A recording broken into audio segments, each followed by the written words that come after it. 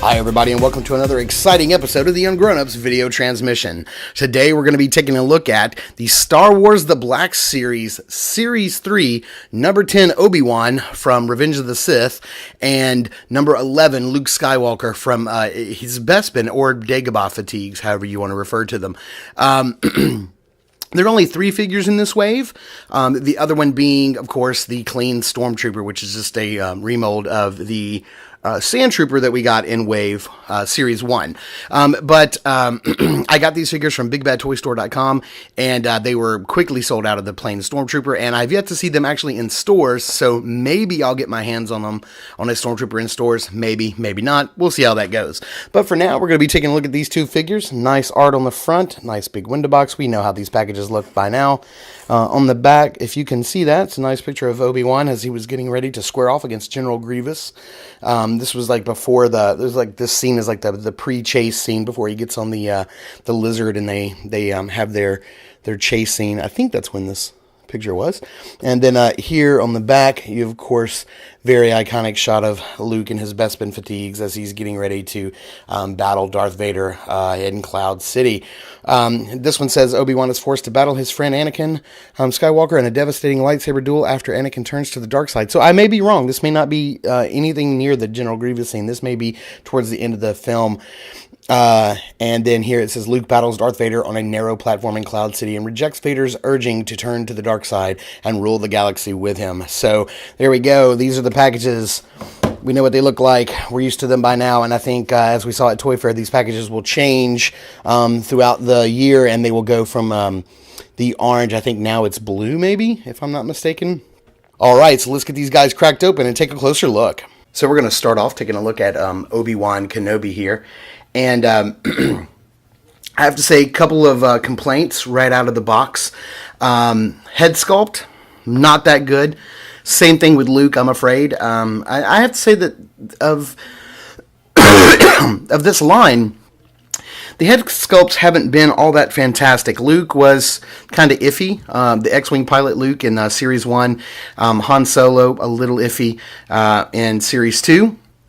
And so, you know, I look back at the figures and I look at the ones that they've totally nailed. It's the Stormtrooper, Greedo, and Boba Fett. And there you have an alien and 2 people in helmets. So you would think that Hasbro with a larger figure could get a better head sculpt. And I got to tell you, I think I probably said this with Luke or Han before in the reviews, is that I've actually seen 3 3/4 inch scale figures with better head sculpts or better likenesses than these. I don't think they're using face scan technology or anything like that. I think it's just an artist's rendition, and unfortunately, I don't think it's all that accurate. It doesn't really look like Obi-Wan. And let me see if I can zoom in here on the head and give you a better view. Okay, so zooming in here on the figure, you can see that's not really Ewan McGregor. You know, I look at this and I go, yeah, that's a short hair cropped Obi-Wan Kenobi from Revenge of the Sith, but it's not really Ewan McGregor. One of the things I don't really care for is the expression. This sort of, excuse me, this sort of looking down. He's looking down like the bridge of his nose almost. His eyes look like they're looking at the ground. And if this is supposed to be the scene from when he and Anakin battled, then maybe that's why he's looking downward. But you know, if I was a steadier hand or maybe a pretty good paint customizer, I think I would go in there and probably try to fix those eyes. But as it stands, I'm not real happy with that head sculpt. I like the hair and the beard, but the likeness is just not there. The detail's a little too soft for me. The other thing that I don't really care for, go ahead and get this out of the way now, is that both of the hands are in gun poses. Yet he doesn't come with the blaster that he used to dispatch General Grievous. So he's got the trigger finger here and a trigger finger here. If I can move this out of the way so you can see. You can see he's got the trigger finger out. You know, I think it looks okay while he's holding his lightsaber. You know, I think you can hide that nub that actually goes into his belt right here. There's a little hole. But that's it. That's my two major complaints, and that's the end of my complaints. The rest of this figure is pretty top notch. I really enjoy it. Obi-Wan Kenobi is my favorite character from both trilogies, both the young Obi-Wan and the older Obi-Wan played by Alec Guinness. I think, but you know, Obi-Wan has always been my favorite character. So, you know, getting young Obi in my collection or middle-aged Obi in my collection is a pretty big deal for me. I just really wish this head sculpt looked a lot better. So let's zoom back out, take a little look at the articulation here, because the articulation on this figure, he's got some nice articulation points. If you guys can tell, maybe you can, maybe you can't. I have a new camera and it's able to actually autofocus, which is pretty fantastic. Last camera I've been using a Canon EOS Rebel T1i for every review I've ever done, and now I've switched over to a Sony Cybershot DSC WX300. So it's a really nice camera. It's got some nice features, so finally can zoom in and out in the middle of the review without having to do too many cuts. Looking at the articulation, let's see here. Let's take this out of his hand. You've got pretty good range of motion on the head. Well, there you go. It comes all the way off, so it's pretty free moving. You know, if off is a position you want to put it in, you can do that. You've got some pretty good articulation here, and the elbows the shoulders go all the way around. Standard joint, I would like to double joint there, but you know, it is what it is. You've got a flexor joint on the wrist plus a swivel, so that's really nice. You've got a nice ball joint here at the waist, and some nice soft good material underneath. People have been complaining about this, but I actually like it. I think it looks really nice. I think the belt is very detailed. We're going to zoom in here in a minute and take a look at that belt. Nice double jointed knees and a good joint at the ankle. Nice, you know, world's greatest ankle rocker, I believe, is in order. So let's zoom in real quick here on this belt. I really want to show you. This belt has got some very, very nice detail on it. You can see the hole right there for the lightsaber. Nice pouch there. Nice sculpting, nice clean paint detail. You can see some of the paint detail here. Really, really cool. You know, the first couple of waves of these figures came with a fair amount of accessories. These later waves, not so much.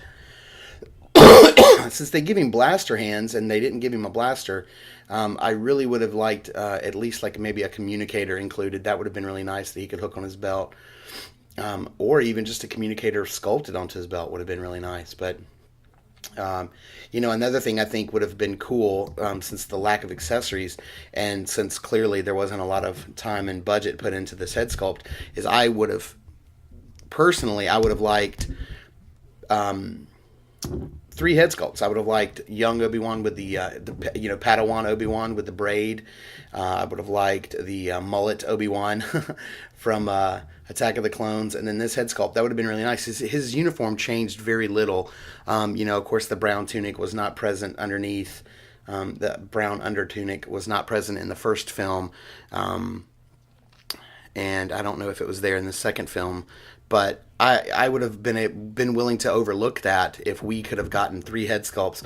But good God, we know Hasbro is going to milk, you know, this body, this figure, as much as they possibly can, so that they can put out multiple versions. But you know, considering that they've already given us Darth Maul, a young Obi-Wan probably would have been better than a Episode 3 Obi-Wan. But we do know that in Wave 4. We do have Anakin coming, so I'm pretty sure that's why. I'm probably going to have to move this out of the way for it to focus. But you can see here, Obi-Wan's lightsaber. There's the post. Here's the long, clear blade. Same color as Luke's in this wave as well. You can just pull the... I'm hoping that's autofocusing for you guys. I'm sorry if it's not. You just pull the blade right out. Take the hilt, and you can just plug it right there on the belt. And it looks very, very nice plugged in there on this belt. So I'm really glad they included that feature at least. So I'm going to back out a little bit here, and I I am going to show him. I've just grabbed the Stormtrooper's gun, the Sandtrooper's gun from the first wave, and just kind of show you what he would look like in that pose, because this is kind of how he dispatched General Grievous. And I'm sorry, spoiler alert, if you haven't seen it, why are you watching this review? Zoom out a little bit if I can. Just show off this figure in this pose. We are actually going to take a look at some different poses before we get over to Luke. So why don't we do that right now? A little pose off and a little bit of commentary on those poses. Okay, I've kind of gone with the pose from the back of the package when he's kind of squared off against Anakin or General Grievous. We just saw the General Grievous pistol kind of pose when I showed off the rifle. So that's what this is. We're kind of going with that sort of like the pensive, sort of ready to go. Anything can happen at this stage pose. So that's kind of what we got going on here. Okay, so I've got him up on the my SH Figure Arts stand here, because I know people will ask, hey, what kind of stand is that? Where'd you get it? BigBadToyStore.com. That's where I got it. You can see here he's sort of in a leaping pose, sort of jumping towards us, and then he falls. I guess it's time for another pose. Okay, so I wouldn't say this is per se an official Obi-Wan stance. I'm not sure Obi-Wan would actually ever stand in this sort of samurai stance. This is a fighting style more akin to what probably Qui-Gon would have used, more of a samurai stance. I believe Obi-Wan's fighting style was a little more fluid and a little more open and not so blocked off. But this is a quintessential Jedi stance, and wide leg, firmly planted, and both hands on the hilt kind of drawn back. And I do like the articulation enough, even though we don't have double jointed elbows, that you can get him in a pose like this. So I did just want to show that off. So he does look pretty nice in that pose, and he holds the lightsaber very well, even though he's got two trigger fingers. So let's go ahead and move on to number 11, Bespin Luke, and take a closer look at one of my personal favorite all-time versions of Luke Skywalker. Okay, so here we have Bespin Luke Skywalker and everything he comes with. He does come with his lightsaber with a removable blade. He does come with his trusty Bespin sidearm pistol here, which is very nice. He also does come with his belt, which I haven't tried to remove, so I'm pretty sure it is removable. You probably just slide it right on off. It's definitely a separate piece, and it's one of the highlights. The belt is pretty fantastic. We'll zoom in here in a minute and take a closer look at it. But I did just wanted to, kind of show off all the stuff he does come with. So let's get rid of the lightsaber and we'll leave the pistol in for now. But I do want to zoom in here on this face and show you, like Obi-Wan, one of the downsides to this figure. So basically, as you can see here, doesn't really look like Mark Hamill, doesn't really look like Luke Skywalker. The fluffy mop of hair, I think, is pretty close. It's pretty nice. I don't mind it so much. But if we bring in X-Wing Luke from Series 1, which I complained about not being the best likeness either, you can see, even though it's not the best, it's leaps and bounds better than this one. Just looking at him up close through the camera, he almost looks like Tyrion Lannister from Game of Thrones. He's just got this goofy, sullen kind of goofball look on his face, and he doesn't look very youthful and boyish like Luke, Mark Hamill did in the second film.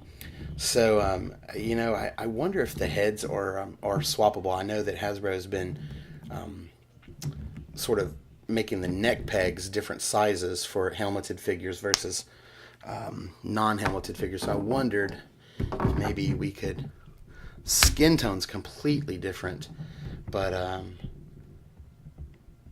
the skin tone's completely different on the neck and face. I don't know if that's picking up on camera or not, but it is in hand. And I got to tell you, I like this a lot better. This hair, the color of this hair is a little too close to the color of his outfit for me. But while we're here, let's take a closer look at his blaster. The finger goes into the blaster trigger grip very nicely. So nice paint apps. And there, it looks really good. And then a little bit closer on this belt. Like Obi-Wan's, it's very well sculpted, detailed. You do have a little strap that unplugs here to cover up his pistol. It's very well painted. You have a little loop here. This is actually where his lightsaber is supposed to affix to, but they've also got this hook here, and this is what you actually use to connect the lightsaber to his hilt, to his belt. And then nice pouching around the back. And then let's go ahead and show off how this looks hanging on his belt. So the lightsaber just has a, you can see it's very nice, nicely designed lightsaber, very accurate, nice paint, got some paint apps on there for us. But you just put this right over that hook, and it just kind of hangs right there on his belt, just like he did in the movie. So that looks really good. So let me go ahead, for the purpose of the rest of this review, swap these heads again. Back to the goofball one that we ended up with. Oh, you know what? Something else I can show while we're up close is I can show how this looks in the holster. So we'll go ahead and put it in. I will say I've tried to do this already once, and I didn't have the most success with it. It doesn't want to come out the bottom very well, and I had trouble the first time locking it in there, but that looks like it's going in very easy this time. So there we go. Looks really nice in there. So I'm gonna back up, take a look at the articulation. Look at this lightsaber blade and extra head out of the way. One he does not come with, by the way. That's just from the first figure, in case you're just now tuning in, like this is live TV or something. So nice amount of range of motion on the head. You can look up, look down, which is great for this particular figure, especially when we get our Darth Vader that was shown at Toy Fair. It's going to be a nice companion piece to this particular figure. Standard articulation at the elbows and shoulders. You do have a flex joint here on Luke where he can actually tilt his lightsaber hand downward. I wish Obi-Wan, I wish his flex joint came with this. Let's see, does it? No, it flexes in and out. His doesn't flex up and down. His flexes in and out. But I'm sure if you wanted to, you could just pop the hands in and out and swap them. This one flexes up and down. I like that for lightsaber wielding figures. Nice range of motion on the legs. Of course, we didn't really go over a lot of the range of motion for Obi-Wan, other than the double jointed knees, which are present here, and the very nice ankle joint and rocker, like the world's best rocker. So there we have it. So we're just going to show off a couple of nice articulation at the waist too. I didn't go over that. Nice ball joint there. So let's go over a couple of poses with Luke, and then we'll wrap this thing up. All right, so here we sort of have the sort of looking for Vader pose. He's kind of skulking around in the shadows underneath the carbonite freezing chamber, sort of looking around for Vader, kind of looking up for him. That's what we're kind of going for with this pose here. Looks really good. Really good. Love the figure, hate the head sculpt. Okay, so here we have Luke. He's taken like a big swipe at Vader, or he's getting ready to counter. So we've got him kind of leaning forward on one leg, kind of rearing back with that lightsaber with the other. I would say that I really don't like the hands because they don't look natural when they're not holding a pistol or a lightsaber, but I guess it's forgivable. It kind of gets in the way from time to time. That's what we got going here. So let's throw up one more pose, and then we'll wrap this review up. Okay, so this is a pretty spectacular pose here. We've got him up on the old stand, and he's sort of leaping into the air, just taking a huge big swipe, or he's about ready to... Oh, we almost lost him. I just love the double jointed knees. I love that you can get a pose like this. Very dynamic, very cool pose. Let's see if I can lean him back just a little bit without him falling. No, sir, not going to happen.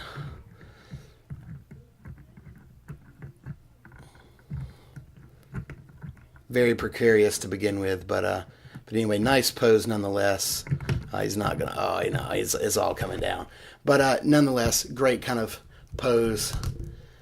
Really digging the posability of this figure, even though the head sculpt is derpy.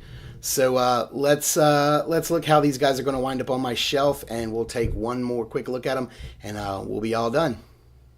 Okay, so everybody who watches my my larger 1/6 scale like hot toy figure reviews knows that after posing, I always like to end my reviews with how the figures will go up on my shelf, and that's no different with these guys here. This is pretty much the stance they'll take on my Star Wars shelf. You've got Obi-Wan arms crossed behind the back, lightsaber on the hilt. I think Jedis look nice, you know, displaying their lightsabers on the hilt. Also, it kind of helps when you have them around other figures. Your lightsaber doesn't get in the way and knock them over. And then Luke will have his pistol out and ready to go. Again, lightsaber on the hilt. I kind of like that look. So, you know, it's hard to recommend these figures because, you know, at $20 a pop and at 6 inches tall, you would think that Hasbro would do a much better job at the head sculpts. But considering these are two of my favorite versions of these particular characters, I find a hard time faulting the figures themselves, even though the head sculpts are not that nice. I wish they were much better. Maybe there'll be some custom head sculpts that come out sooner or later, and maybe that'll make my life a whole lot easier. But until then, this is all I got, and this is how it's going on my shelf. So I would say these figures, you know, I don't want to rate my figures with stars or points or anything like that. But you know, it's like, it's like thumbs up, thumbs down, thumbs in the middle. These figures are sort of thumbs in the middle. I sort of recommend them if you're a big fan of both of the characters or either one of the characters. You know, you won't be terribly disappointed. I guess, you know, having them and them not be quite as good would be better than not having them at all. So, I'm kind of on the fence about these figures. I can't really wholeheartedly recommend them because $20 a pop, like I said, is a lot of money to spend on something that you have a slight disappointment about. So make your own, you know, draw your own conclusions for these figures. But as always, we're going to ask if you dug the review. Please like, comment, or subscribe. Hey, let me know how you're liking the new camera setup and see if that's working a little bit better for you guys, because that seems to be working a little bit better for me. So, like as always, like, comment, or subscribe. Be sure to check out all of our brand new toy reviews right here on youtube.com/ungrownups. So until next time, peace.